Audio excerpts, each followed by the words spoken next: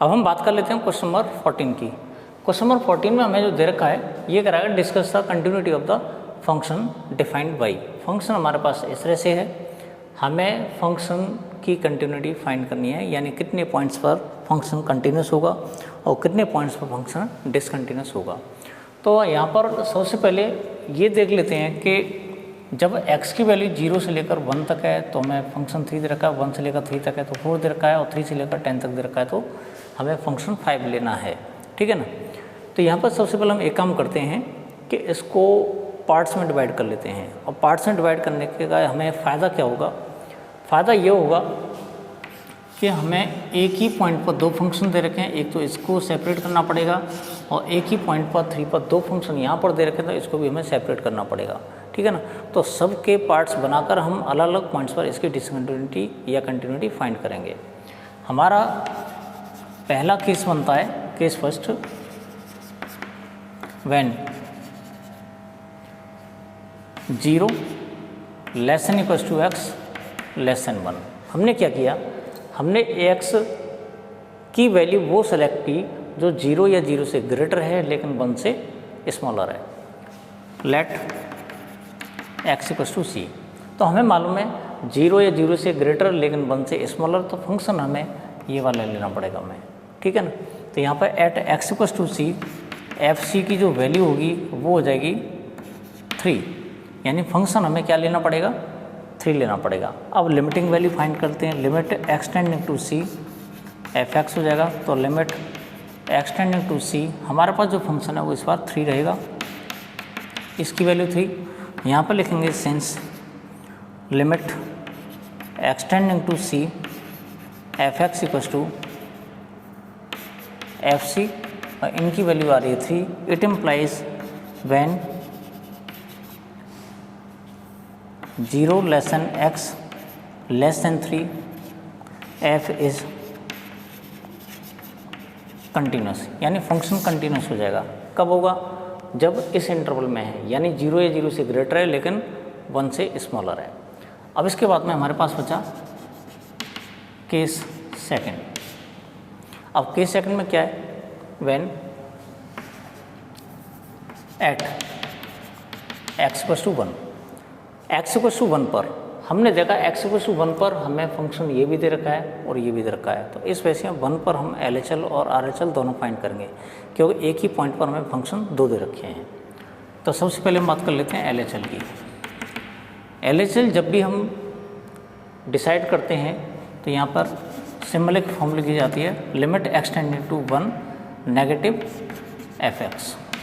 तो limit extending to 1 negative, और function जो होगा 1 से स्मॉलर वाले के लिए देखेंगे, फंक्शन हमारे पास ये 3 दे रखा है तो यहाँ पर हो जाएगा 3, और इसकी जो लिमिटिंग वैल्यू हो जाएगी जिसे हम LHL बोलेंगे वो हो जाएगा 3। बात कर लेते हैं इसकी RHL की।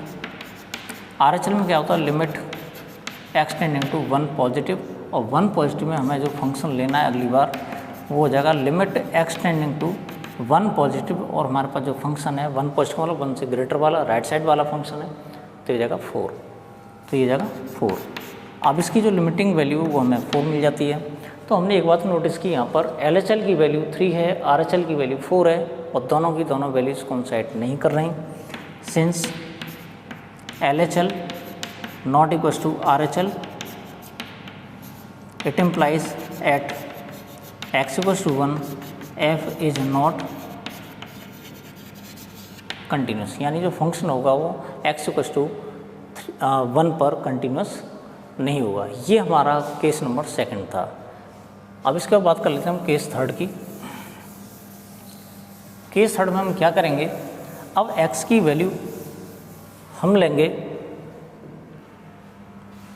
1 और 3 के बीच में। केस थर्ड में when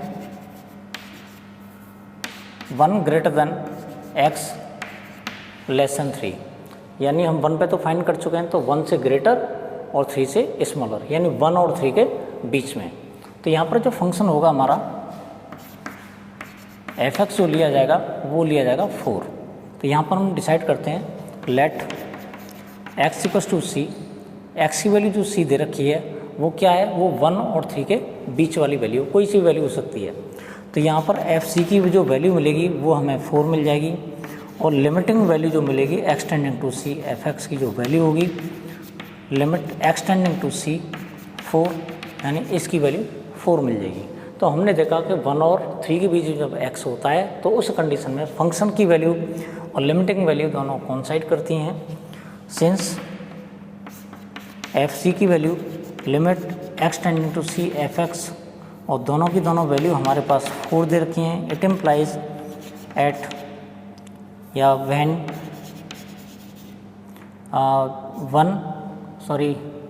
1 less than x less then 3 f is continuous, यानी जो फंक्शन होगा वो कंटिन्यूस होगा। इसका बात कर लेते हैं हम किसकी, केस फोर्थ की।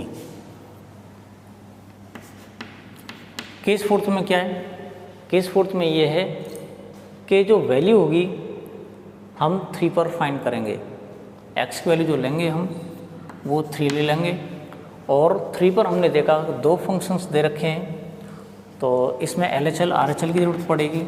तो LHL हो जाएगा हमारा लिमिट एक्सटेंडिंग टू 3 नेगेटिव, और हमें जो फंक्शन लेना पड़ेगा वो 4 लेना पड़ेगा। तो LHL की जो वैल्यू हो जाएगी वो हो जाएगी 4। बात करते हैं RHL की। RHL में क्या करेंगे, limit extending to 3 positive, 3 positive का मतलब 3 के राइट साइड वाले फंक्शन की बात करेंगे हम। तो यहाँ पर 3 पॉजिटिव का मतलब 5 हो जाएगा, तो ये जाएगा 5 फंक्शन, और इसकी वैल्यू हो जाएगी 5। तो हमने देखा LHL RHL दोनों कोइंसाइड नहीं कर रही हैं, इसका मतलब x = 3 पर फंक्शन जो होगा वो कंटिन्यूस नहीं होगा। Since LHL not equal to RHL, it implies at x = 3 f is discontinuous, यानी जो फंक्शन होगा वो डिसकंटिन्यूस हो जाएगा। तो हमारे पास 4 केसेस हो गए। अब बात कर लेते हैं हम लास्ट वाले केस की। लास्ट वाला केस हमारे पास 5th वाला केस बन जाता है, और इसमें हम क्या करेंगे, केस 5th व्हेन, अब हमारे पास 3 से ग्रेटर और 10 तक, when 3 less than x less than equal to 10, यानी जब x की वैल्यू 3 से ग्रेटर होगी लेकिन 10 या 10 से स्मॉलर होगी, तो हम उस केस में क्या करेंगे, हमारे पास वो फंक्शन होगा सिर्फ एक ही होगा, यानी हम पर f(x) की जो वैल्यू मिलेगी हमें 5 मिलेगी। तो लेट x = c, हमने क्या किया, x की वैल्यू c ले ली, कहाँ पर ले ली, 3 से ग्रेटर, 10 या 10 से स्मॉलर। तो यहाँ पर fc की जो वैल्यू मिलेगी वो मिल जाएगी हमें 5, और limit x tending to c f(x) देखते हैं, तो लिमिट एक्सटेंडिंग टू c, और ये हमें 5 दे रखा है, तो इसकी वैल्यू हो जाएगी 5। यहाँ पर लिखेंगे since fc = limit extending to c f(x) = 5, यानी फंक्शन की वैल्यू और लिमिटिंग वैल्यू दोनों कोइंसाइड कर रही हैं। It implies when 3 less than x less than equal to 10 f is continuous. तो ये क्वेश्चन पूरा हो चुका है यहाँ पर। तो हमने एक बात नोटिस की कि जब हम 0 से लेकर 10 तक की नंबर्स को हम देखते हैं तो वहाँ पर हमें 2 पॉइंट्स ऐसे मिलते हैं, x = 1 और x = 3, जहाँ पर ये जो फंक्शन होगा वो डिसकंटिन्यूस होगा। बाकी जितने भी पॉइंट्स हैं उन पॉइंट्स पर फंक्शन कंटिन्यूस हो जाएगा। जिस तरह से हमने क्वेश्चन नंबर 14 डिस्कस किया था, सेम कंडीशन हमारी क्वेश्चन नंबर 15 में भी दे रखी है। तो हमने देखा जब x की वैल्यू 0 से स्मॉलर है तो हमें फंक्शन ये मिलेगा, x की वैल्यू 0 है, 0 से ग्रेटर है लेकिन 1 तक है तो उसमें हमें फंक्शन ये वाला मिलेगा। लेकिन जब x की वैल्यू 1 से ग्रेटर है तो उस कंडीशन में फंक्शन हमें 4x लेना पड़ेगा। तो इसको भी हम डिफरेंट टाइप के केसेस में डिवाइड कर लेंगे। तो सॉल्यूशन में हमारा जो पहला केस बनता है वो बनता है व्हेन x लेस देन 0, जब x की वैल्यू 0 से स्मॉलर है। ठीक है, अब कितनी स्मॉलर है पता नहीं, कोई भी वैल्यू हो सकती है। तो यहाँ पर जो फंक्शन हमें लेना पड़ेगा वो लेना पड़ेगा 2x। अब क्या करेंगे, let x = c less than 0। हमने क्या किया, x की वैल्यू c ले ली, 0 से स्मॉलर है। अब जैसे कि -1 हो सकती है, -2 हो सकती है, -100 हो सकती है, कोई भी हो। तो यहाँ पर फंक्शन की वैल्यू निकाली सी पर, तो एफ सी जो हो जाएगा वो हो जाएगा 2c, और लिमिटिंग वैल्यू इसकी होगी limit x tending to c F X, तो limit x tending to c 2x लेना पड़ेगा हमें, यानी हो जाएगी 2c। और हमने देखा कि फंक्शन की वैल्यू और लिमिटिंग वैल्यू दोनों की दोनों कोइंसाइड कर रही हैं, तो यहाँ पे लिखेंगे since F c equals to limit x tending to c F x equals to 2c, it implies at when x less than 0 f is continuous, यानी जो फंक्शन होगा वो कंटिन्यूस होगा। बात कर लेते हैं इसके सेकंड वाले पार्ट की। अब यहाँ पर हमने देखा 0 पर दो फंक्शन दे रखे हैं, एक तो ये दे रखा है और एक ये दे रखा है। यहाँ पर लिखेंगे कि सेकंड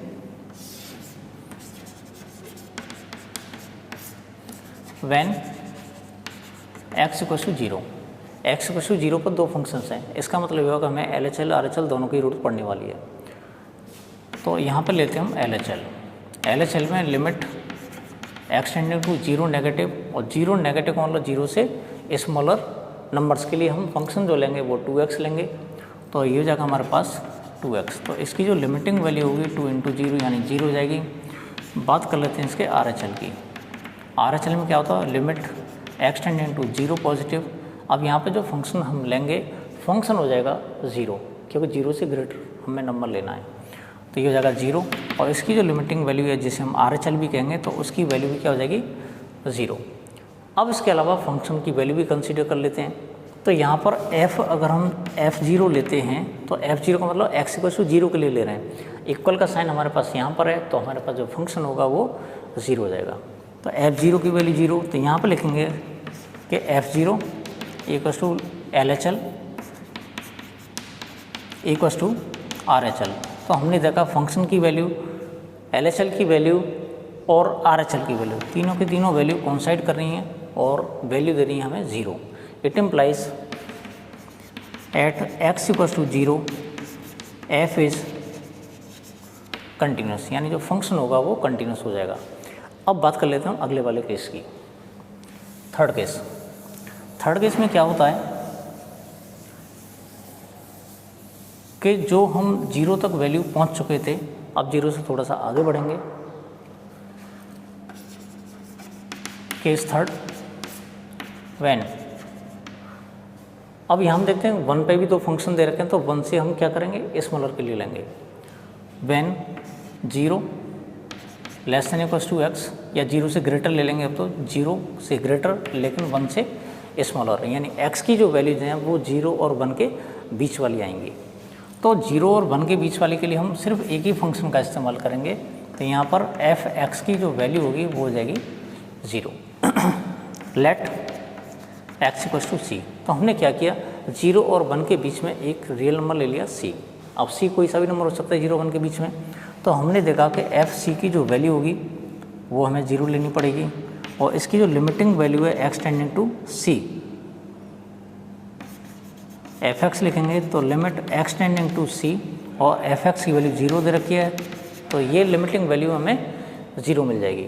तो हमने देखा since F c equals to limit x tending to c F x equals to 0 दे रखा है, यानी फंक्शन की वैल्यू और लिमिटिंग वैल्यू दोनों कोइंसाइड कर रही हैं। It implies when 0 less than x less then 1 f is continuous, यानी जो फंक्शन होगा वो कंटिन्यूस हो जाएगा। केस फोर्थ में हम देखते हैं 0 से आगे बढ़ते हैं, अब 1 पे पहुंच जाते हैं, तो 1 पर भी उसने दो फंक्शन दे रखे हैं, एक तो 0 दे रखा है और एक दे रखा है 4x eight x equals to 1। तो x इक्वल्स टू 1 पर दो फंक्शन दे रखे हैं, तो हम इसमें LHL RHL दोनों का इस्तेमाल करेंगे। तो यहाँ पे LHL अगर हम फाइंड करते हैं, तो LHL में limit x tending to 1 negative मतलब 1 से स्मॉलर वैल्यूज़ के लिए हमें फंक्शन सेलेक्ट करना है, तो 1 से स्मॉलर वैल्यू के फंक्शन हमें 0 लेना पड़ेगा, तो ये हो जाएगा 0 और LHL की वैल्यू जाएगी 0। बात कर लेते हैं RHL की।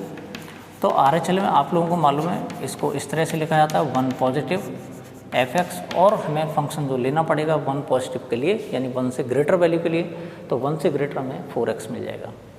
तो ये हो जाएगा limit x tending to 1 positive 4x, इसकी लिमिटिंग वैल्यू फाइंड करेंगे तो 4 × 1 यानी हमें 4 मिल जाती है। अब हमने यहाँ पर नोटिस किया कि LHL की वैल्यू 0 है, RHL की वैल्यू 4 है, दोनों की दोनों वैल्यूज़ कोइंसाइड नहीं कर रही। जब कोइंसाइड नहीं कर रही तो इसका मतलब x = 1 पर फंक्शन जो होगा वो कंटिन्यूस नहीं होगा। Since LHL not equal to RHL, it implies at x = 1 f is discontinuous, यानी जो फंक्शन होगा वो डिसकंटिन्यूस हो जाएगा। अब बात कर लेते हैं इसके लास्ट वाले केस की। लास्ट वाले केस में होता क्या है कि हम एक ऐसी वैल्यू सेलेक्ट करेंगे जो 1 से ग्रेटर है, ठीक है ना। केस फिफ्थ, व्हेन x > 1, यानी हम 1 से ग्रेटर वैल्यू एक सेलेक्ट करेंगे। जब 1 से ग्रेटर सेलेक्ट करेंगे तो इसका मतलब फंक्शन हमें हर बार 4x लेना पड़ेगा, यानी f(x) की जो वैल्यू है वो हो जाएगी 4x। क्लियर हो गया तक। इसके बाद अगर हम लेट x = c, हमने क्या किया, एक नंबर ले लिया c, x = c, लेकिन ये c ऐसा है जो 1 से ग्रेटर है, यानी 2 भी हो सकता है, 3 भी हो सकता है, 100 भी हो सकता है, 1000 भी हो सकता है, हमें नहीं मालूम क्या है। तो यहाँ पर सबसे पहले हम fc फाइंड करते हैं, तो fc निकालेंगे तो हमें मिल जाएगा 4c, ठीक है। अब इसके बाद limiting value limit x tending to c find करेंगे, f(x) = तो limit x tending to c और फंक्शन है हमारे पास 4x, इसकी वैल्यू हो जाएगी 4c। तो फंक्शन की वैल्यू और लिमिटिंग वैल्यू दोनों कोइंसाइड कर रही हैं, तो इसका मतलब ये होगा कि फंक्शन x = c पर जो कि 1 से ग्रेटर है क्या हो जाएगा, कंटिन्यूस हो जाएगा। तो it implies when x > 1 f is continuous, तो जो फंक्शन हो जाएगा वो कंटिन्यूस हो जाएगा। रीज़न लिख देंगे कि लिमिटिंग वैल्यू और फंक्शन की वैल्यू कोइंसाइड कर रही हैं। तो इस क्वेश्चन में हमने एक बात सीखी कि जब x की वैल्यू 0 से स्मॉलर है, 1 से ग्रेटर है, या इन पीरियड्स में हमें मिल रही है, तो x = 1 पर सिर्फ एक ही पॉइंट ऐसा है x = 1 जहाँ पर जो फंक्शन है वो डिसकंटिन्यूस होगा, बाकी सारे पॉइंट्स पर फंक्शन कंटिन्यूस हो जाएगा। जो क्वेश्चन नंबर 16 है वो भी सेम कॉन्सेप्ट का क्वेश्चन है। इसमें भी हमें इसको केसेस में डिवाइड करना पड़ेगा। तो यहाँ पर हम देखते हैं केस फर्स्ट में व्हेन x < -1, जब x की वैल्यू -1 से स्मॉलर है। लेट, अब पहले हम फंक्शन डिसाइड करेंगे। जब x की वैल्यू -1 से स्मॉलर है तो उस कंडीशन में f(x) की जो वैल्यू हो जाएगी वो हो जाएगी -2। लेट x = c < -1, हमने क्या किया, -1 से कोई स्मॉलर वैल्यू ले ली x = c। तो यहाँ पर जो फंक्शन की जो वैल्यू हो जाएगी जिसे हम fc कहेंगे वो हो जाएगी -2, और limit x tending to c f(x) find करेंगे, यानी लिमिटिंग वैल्यू फाइंड करेंगे x टेंडिंग टू c -2 के लिए, तो ये हो जाएगी -2। तो हमने देखा इसकी फंक्शन की वैल्यू और लिमिटिंग वैल्यू ये दोनों कोइंसाइड कर रही हैं। Since fc = limit x tending to c f(x) = -2, it implies when x = c < -1 f is continuous, यानी जो फंक्शन होगा वो कंटिन्यूस हो जाएगा। बात कर लेते हैं हम केस सेकंड की। केस सेकंड हम क्या बनाएंगे कि इसमें हमने -1 से क्या लिया था, स्मॉलर लिया था। अब हम एट x = -1, जब x की वैल्यू -1 है उस कंडीशन में हम देखते हैं तो -1 पर हमें दो फंक्शन दे रखे हैं, एक वाला और एक वाला। तो हम करते क्या हैं, f(x) की जो वैल्यू हम डिसाइड करते हैं फंक्शन की वैल्यू वो इक्वल वाले साइन के साथ करते हैं, यानी x = -1 पर जो फंक्शन होगा वो -2 लिया जाएगा, तो ये हो जाएगा -2। f(x) = -2, ये क्लियर हो गया होगा। तो यहाँ पर f-1 अगर हम फाइंड करते हैं तो इसकी वैल्यू भी -2 मिल जाएगी। क्यों मिल जाएगी, क्योंकि यहाँ पर x की वैल्यू -1 कहाँ पर रिप्लेस करेंगे, एक्स के पर, लेकिन इसमें एक्स है ही नहीं, तो इस वजह से हमें फंक्शन वैल्यू भी -2 ही मिलेगी। बात कर लेते हैं हम LHL की, क्योंकि हमें मालूम है एक ही पॉइंट पर दो फंक्शंस दे रखे हैं, तो इस वजह से LHL RHL फाइंड करना पड़ेगा। तो यहाँ पे LHL की जो वैल्यू हो जाएगी इसके लिए होगी, RHL की वैल्यू इसके लिए होगी। तो यहाँ पर limit x tending to -1 negative, तो फंक्शन हमारे पास हो जाएगा -2, और इसकी जो लिमिटिंग वैल्यू है वो -2 हो जाएगी। बात कर लेते हैं हम RHL की।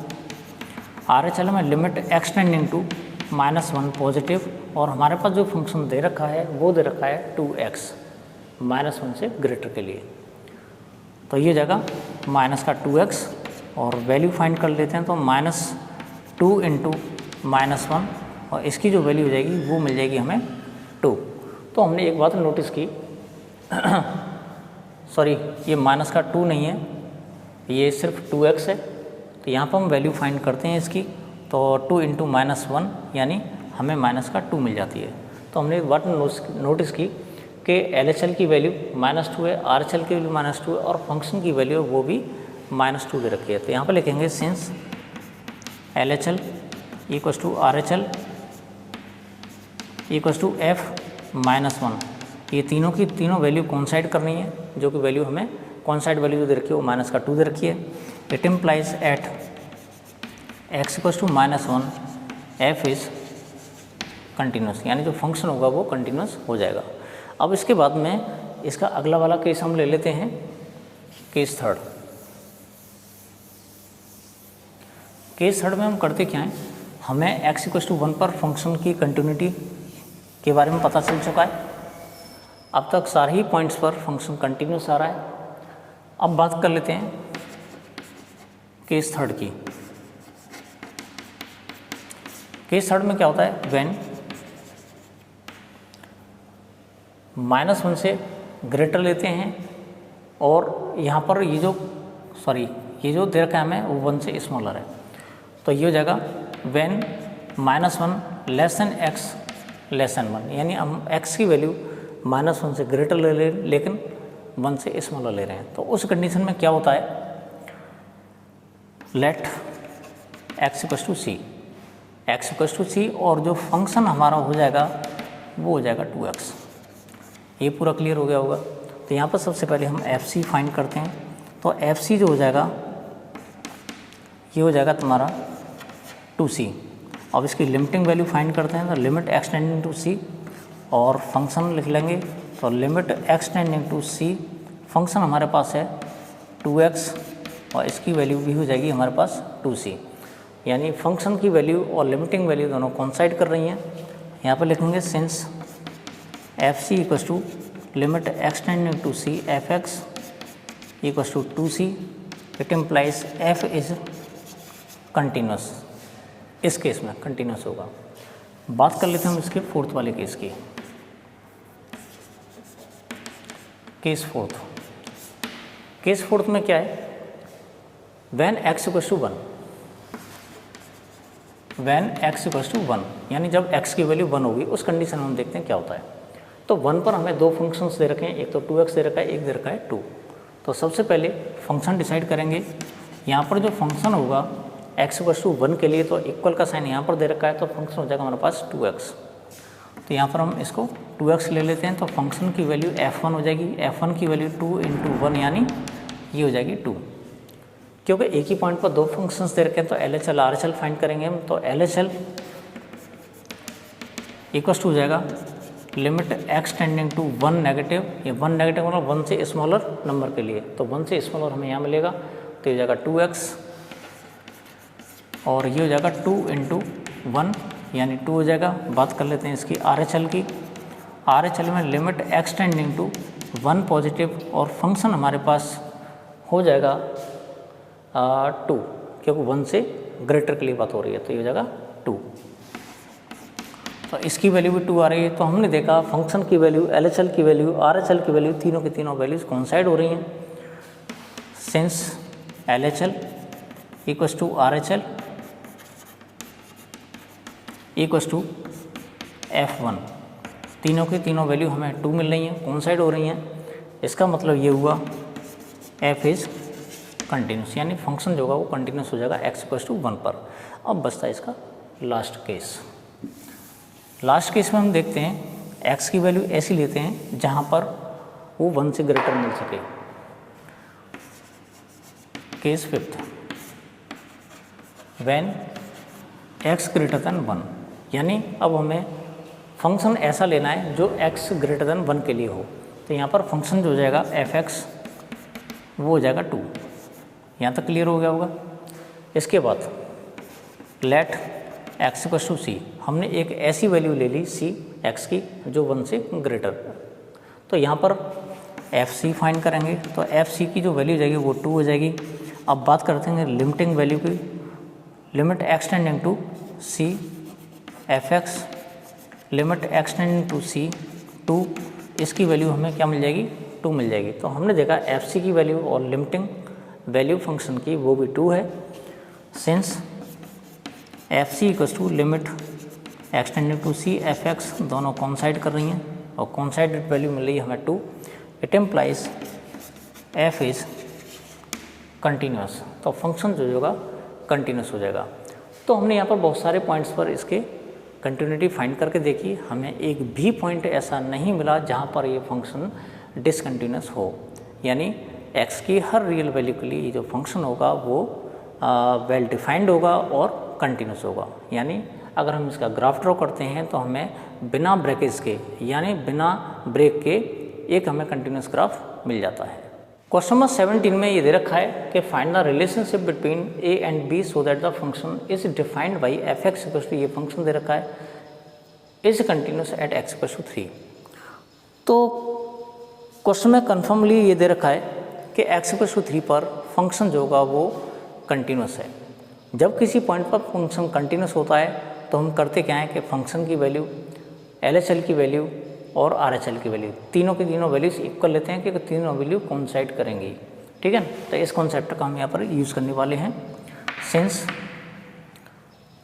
f is continuous at x equals to 3, यानी फंक्शन कंटिन्यूस है x इक्वल्स टू 3 पर, इसका मतलब ये हुआ कि LHL equals to RHL equals to f3, ये तीनों की तीनों जो वैल्यूज होंगी वो कोइंसाइड करेंगी, यानी तीनों की वैल्यू इक्वल होगी।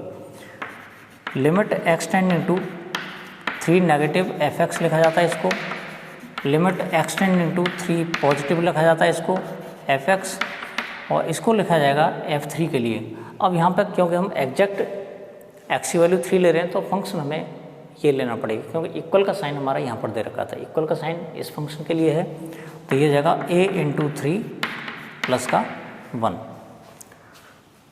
लिमिट एक्सटेंडिंग टू 3 नेगेटिव, और 3 नेगेटिव कौन होता है? 3 के लेफ्ट साइड वाली, तो 3 के लेफ्ट साइड का मतलब फंक्शन में ये लाना पड़ेगा, तो ये हो जाएगा हमारे पास ax प्लस 1। इधर limit extending to 3 positive, 3 positive मतलब 3 के राइट साइड वाले फंक्शन के लिए हम लिखेंगे, तो यहाँ पर bx प्लस 3 दे रखा है, तो ये जाएगा bx प्लस का 3 और ये हो जाएगा 3a प्लस 1। तो इसमें लिमिटिंग वैल्यू निकालते हैं तो ये मिल जाएगी 3a प्लस 1, इसकी लिमिटिंग वैल्यू जाएगी 3b प्लस 3, और इसकी जो लिमिटिंग जो फंक्शन की जो वैल्यू है वो 3a प्लस 1। अब हमें फाइंड क्या करना है? a और b में रिलेशन। तो करते क्या हम, या तो ये वाला सेलेक्ट कर लें या फिर a वाला सेलेक्ट कर लें। तो a और b में रिलेशन फाइंड करने के लिए सिर्फ इन दोनों में से एक ही पेयर काफ़ी है, तो हम ये वाला पेयर ले लेते हैं। तो 3b प्लस, ये हो जाएगा हमारे पास 3b plus 3 equals to 3a plus 1। ठीक है, तो 3a को हम इधर ले आते हैं, इस 3 को उधर पहुँचा दें, तो हमारे पास बचेगा 3b minus 3a equals to 1 minus का 3। तो 3 को हम ले लेंगे b minus a equals to minus 2, तो b minus a equals to minus 2 upon 3।